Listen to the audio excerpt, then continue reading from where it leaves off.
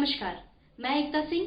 स्वागत है आपका खबरों में आजकल में। जहानाबाद शहर के दो अलग अलग जगहों पर संचालित कपड़े की 3 दुकान सपना readymade, Ganpati readymade, Lakshmi readymade बक्सा गली में नगर थाने की पुलिस ने छापेमारी की। इस दौरान भारी मात्रा में स्पार्की कंपनी के नकली जींस बरामद किए गए। साथ ही साथ स्पार्की कंपनी के और अन्य नकली उत्पाद भी बरामद किए गए। छापेमारी के दौरान पुलिस अधिकारी के साथ मौजूद रहे कंपनी के एक अधिकारी ने बताया कि उन्हें लगातार शिकायत मिल रही थी कि जहानाबाद शहर में कपड़े की दुकान में कंपनी के नकली उत्पाद बेचे जा रहे हैं। शिकायत प्राप्त होने के बाद पहले कंपनी के लोगों ने इसका सत्यापन किया। लगातार 2 दिनों तक सत्यापन करने के बाद उन्हें मालूम हो गया कि शहर के शिवाजी पथ और हाट पर दुकान में कंपनी के नकली उत्पाद बेचे जा रहे हैं। इसके बाद कंपनी के अधिकारी ने इसकी शिकायत नगर थाने की पुलिस से की। शिकायत प्राप्त होने के बाद नगर थाने की पुलिस ने तीनों दुकान में छापेमारी की और वहां रखे लाखों रुपए के उत्पाद को वहां से लेकर थाने आई है। स्पार्की जींस की तरफ से हूँ। तो आज जहानाबाद में हमारी एक छापामारी थी। कुछ दुकानों पर नकली माल स्पार्की जींस का बिक रहा था। तो हम कल एसपी साहब को आवेदन दिए थे। एसपी साहब के से फिर एसडीपीओ साहब के पास गए, डीसीपी साहब के पास, फिर थाना प्रभारी से बात हुआ। इनके सहयोग से फिर आज छापामारी हुआ है। 3 दुकानों से नकली माल पकड़ा गया है।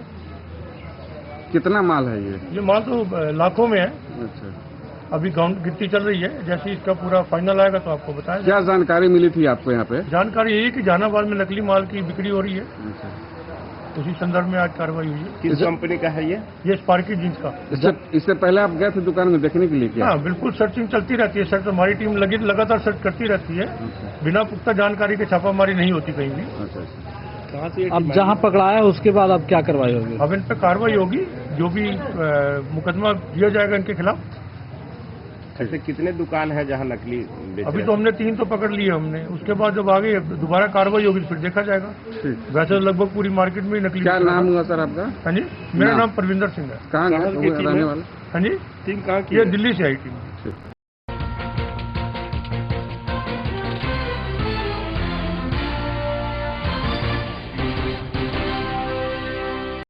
पूरे राज्य में बढ़ते कोरोना के मामलों को लेकर राज्य सरकार ने पूरे बिहार में कई निर्देश जारी किया है। तो वहीं जारी निर्देश के आलोक में जहानाबाद की पुलिस प्रशासन भी काफी सख्त है। जहां के अरबल मोड़ के समीप शाम एसडीओ मनोज कुमार तथा एसडीपीओ अशोक कुमार पांडे द्वारा मास्क जांच अभियान चलाया गया, जिसमें कि कई लोगों ने बिना मास्क के पकड़े गए तो उनसे चालान काटे गए और 2500 रुपये जुर्माने की राशि वसूली गई। साथ ही वैसे लोगों को हिदायत दी गई है कि घर से निकले तो बिना मास्क के नहीं निकलें, अन्यथा कार्रवाई निश्चित होगी। वायरस जो है कभी मरता नहीं है। वो कहीं पर पड़ा रहता है। वो न निर्जीव है न सजीव है। जैसे ही आपके अंदर किसी जीव के अंदर जाता है या आदमी के अंदर, तो फिर से वो जिंदा हो जाता है। और आप लोग देखे हैं कि बहुत बड़े बड़े डॉक्टर, बहुत बड़े बड़े आदमी जो है कोरोना वायरस से मर गए। इससे जो बीमारी हुआ कोविड-19, उससे मैं भी ग्रसित हुआ था, मेरी वाइफ भी ग्रसित हुई थी। लेकिन समय पर इलाज हमने किया अपने घर पर ही, तो हम लोगों ने तो बच गया। लेकिन जो है बहुत सारे लोग इससे जो है संक्रमित होकर के मर गए। तो सभी लोग से अनुरोध है कि मास्क जो है लगाएं, ताकि जो है कोरोना कोविड-19 से संक्रमित ना हो। हमारा उद्देश्य फाइन करना नहीं है। सरकार के पास पैसे की कमी नहीं है। फाइन इसलिए कटता है कि लोग जो है मास्क लगाए। आज यहाँ पे आप मास्क चेकिंग अभियान चलाए, कितने लोगों को फाइन काटा गया और कितने पैसे लिए जा रहे हैं? 50 रुपये लिए जा रहे हैं। अभी 46 रुपये काटे हैं। 40 लोगों को फाइन शहर में और चलाया गया है। हाँ, सभी देहाती क्षेत्र में इसके लिए सीओ वीडियो प्रचलित है।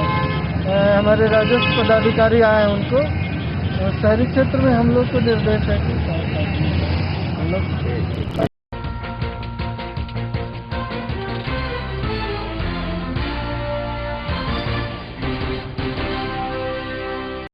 जहानाबाद के पुलिस अध्यक्ष दीपक रंजन ने जिले के सभी थाना अध्यक्ष एवं ओपी अध्यक्ष के साथ ग्राम प्लेक्स भवन में क्राइम मीटिंग की।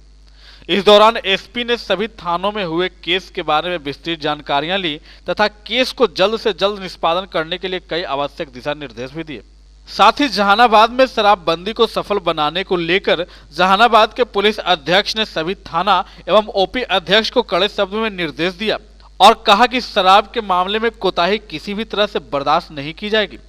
साथ ही साथ उन्होंने यह भी कहा कि सरकार द्वारा जो भी कोविड गाइडलाइन आई है उन सभी गाइडलाइन का पालन कराना आप सभी की जिम्मेदारी है। में विशेष तौर पे जो भी हमारे लंबित कांड हैं उन लंबित कांडों के त्वरित निष्पादन के बारे में निर्देश दिया गया है वारंट पूर्ति का। लेकिन जो सबसे विशेष बात है वो ये है कि अभी जो कोरोना के बढ़ते हुए संक्रमण को देखते हुए जो भी दिशा निर्देश जारी किए गए हैं सरकार के द्वारा उसका अनुपालन सभी थानाध्यक्ष इसको सुनिश्चित करें। ये निर्देश दिया गया है नाइट कर्फ्यू को प्रभावी तरीके से सुनिश्चित करें और मास्क चेकिंग का जो ड्राइव है वो डेली चलना चाहिए। मास्क चेकिंग होती रहनी चाहिए, उसको एनफोर्स करना है। एलटीएफ के द्वारा जो भी यहाँ जिले में टीम बनाई गई हैं उन्हें टीमों के इंचार्ज बनाए गए हैं। उन एलटीएफ की टीमों को थानों से टैग किया गया है। उनके द्वारा भी जो भी सूचना प्राप्त हो रही है उस पर सभी सूचनाओं का सत्यापन करना है, कार्रवाई करनी है। साथ ही साथ वज्रा टीम बनाई गई है। वज्रा में 50 सिपाहियों को रखा गया है ऑपरेशन प्रहार के तहत। उसमें जो भी गंभीर अपराध के वांछित अभियुक्त हैं, हत्या, लूट, डकैती, हत्या का प्रयास, ये सब जितने भी केसेस हैं उनके फरार अपराधियों की गिरफ्तारी के लिए वहाँ डेली अभियान चलाना है एसडीपीओ के नेतृत्व में। और उसमें थानों के जो भी चिन्हित अपराधी हैं उनको चिन्हित करके उनकी गिरफ्तारी सुनिश्चित किया जाना है। इसके लिए भी निर्देश दिए गए हैं ताकि उसमें हमको मैक्सिमम रिजल्ट मिले। और साथ ही साथ जो भी केसेस हैं मर्डर विषय से संबंधित लंबित उनको 60 दिनों के अंदर चार्जशीट उसमें सबमिट हो, इसके लिए निर्देश दिया गया है। एसएसटी केसेस के भी 60 दिनों के अंदर चार्जशीट सबमिट होनी है, उनमें विलम्ब गिरफ्तारी सुनिश्चित कराते हुए उनका भी निष्पादन करें, ये भी निर्देश दिया गया है। मध्य निषेध टीम का कोई अलग अलग टीम भी बनाया गया है क्या सर? उसके लिए एलटीएफ की 3 टीमें बनाई गई हैं और एक टीम के साथ 5-5 थानों को अटैच किया गया है, टैग किया गया है ताकि ये एलटीएफ की टीमें वहाँ से जो भी सूचना आए, सत्यापन आए, वहाँ पे जाकर सत्यापन करेंगी, कार्रवाई का प्रतिवेदन सौंपेंगी। और इसमें 15 लोगों को रखा गया है प्रभारी को इंक्लूड करके। साथ ही साथ लोकल थाना भी है, एक्साइज सुप्रिंटेंडेंट से भी कहा गया है कि जो भी अपने स्तर से जो भी उनके कर्मी या बल हैं वो उसको कराएंगे। देहाती क्षेत्र में विशेष तौर पर जो कंट्री लिकर की बात आती है देसी शराब, इससे रुष्ट की भी संभावना हमेशा बनी रहती है। उसके लिए विशेष अभियान, विशेष जागरूकता अभियान चलाने की आवश्यकता पर बल दिया गया है। उसके लिए सभी को निर्देशित किया गया है।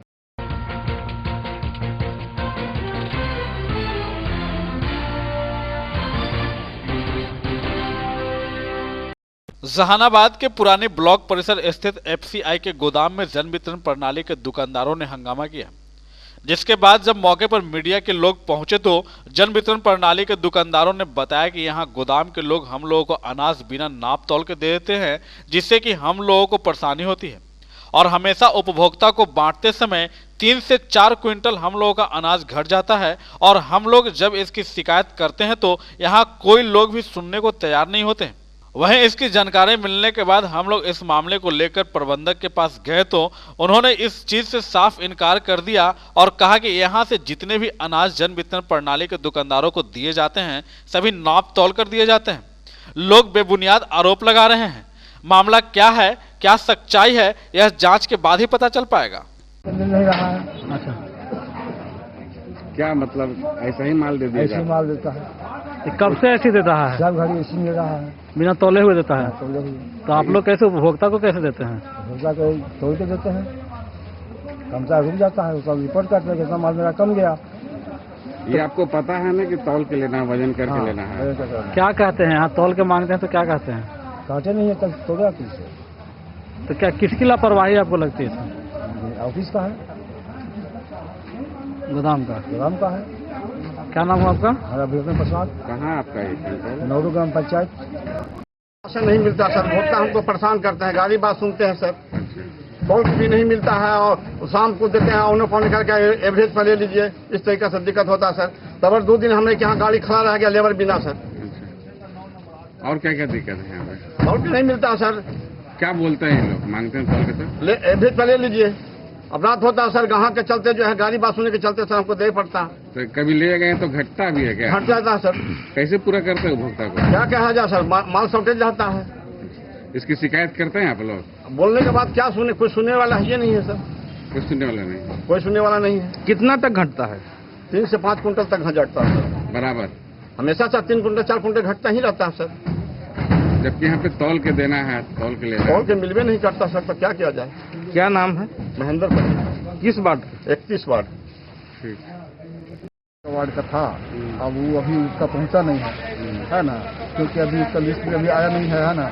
12-13 नंबर वार्ड अभी चल ही रहा है, जिसकी वजह से जब भी उसका आएगा 25 नंबर वार्ड तो चला जाएगा सभी। उन लोगों का आरोप है कि तौल करके आपके गोदाम से नहीं माल जाता है, जिसकी वजह से उनको घट जाती है, लोगों को तौल के दिया जाता है सर। अभी तुरंत नौरू मई का भी एक डीलर यहाँ से उठा किया है, जिसको भी बिना तौले हुए दिया गया है। उसको एवरेज 10 बोरा 12 बोरा अपना दिखा दिया गया, वो आदमी संतुष्ट हो गया है तभी दिया गया। तो एवरेज से दिया जाता है, तौल के नहीं दिया जाता? तौल के दिया जाता है। उनको तो पूरा माल बिना तौले हुए मिला है। तौल करके दिखा दिया गया है, देखो भैया इसी एवरेज से है, पर्ची आप देख लिए हैं। उसके बाद फिर उसको लोड किया गया। उन लोग अगर इस बात बोलता का है पूरा तौलेंगे हम तो पूरा तौल के देते हैं। वो लोग इस बात का विरोध कर रहे हैं कि हम लोग बराबर तौल के नहीं मिलता है। नहीं ऐसे बात गलत। किस महीने का माल डीलरों को मिल रहा है? दिसंबर का जा रहा है। दिसंबर तक का जा रहा है। इतना लेट क्यों हो रहा है? क्योंकि ग्रेन नहीं था विभाग के पास, एफसीआई के पास, जिसकी वजह से ग्राउंड बंद था। जैसे जैसे ग्रेन आ रहा है वैसे वैसे जा रहा है। क्या नाम है सर आपका? मेरा सुनील कुमार। क्या हुए आप? क्या हुए आप? प्रबंधक।